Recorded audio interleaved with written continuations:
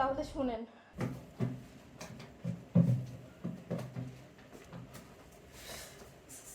Sir শোন, তোর madam বাসায় নেই আর আমার বাবাও নেই। চল আমরা একটু মজা করি। না স্যার, কি কইতাছেন এগুলা? কেউ জানতে পারলে কি হবে? আরে বাসায় কেউ নাই, কি জানবো? চল আয়। না না স্যার, এটা আমি করতে পারবো না। কেন, কি সমস্যা? আয়। না না স্যার, আপনার বাবা আমার মেয়ের মতো জানে, অনেক আদর করে। আমি ভুলে কাজ করতে পারবো না। আর আপনার বিয়ে হয়েছে, আপনার বউ আছে, বাচ্চা আছে। আমি কি হয়েছে? বিয়ে একটা করছি, আর একটা করলে সমস্যা কি?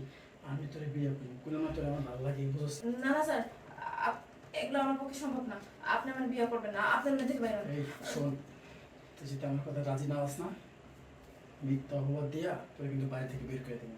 তোর যাওয়ার জায়গা আছে কোথা? মিথ্যা অপবাদ? কি মিথ্যা অপবাদ স্যার? হ্যাঁ, বলবো আমি রুমে শুয়ে রয়েছি, তুই আমার রুমে যা, আমারে টাচ করছিস। এই কথা যেভাবে শুনে, হ্যাঁ, তোর বাইরে থেকে বের করে দিবে। আমরা একবার ভাইবা দেখ তো তখন কি হইব। এই জন্য বলছি আমার কথায় রাজি হয়ে যা, ঠিক আছে? চল আয়।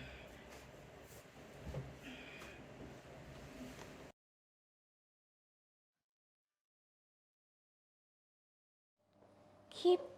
কিরে, কাজের মেয়ে কি বল?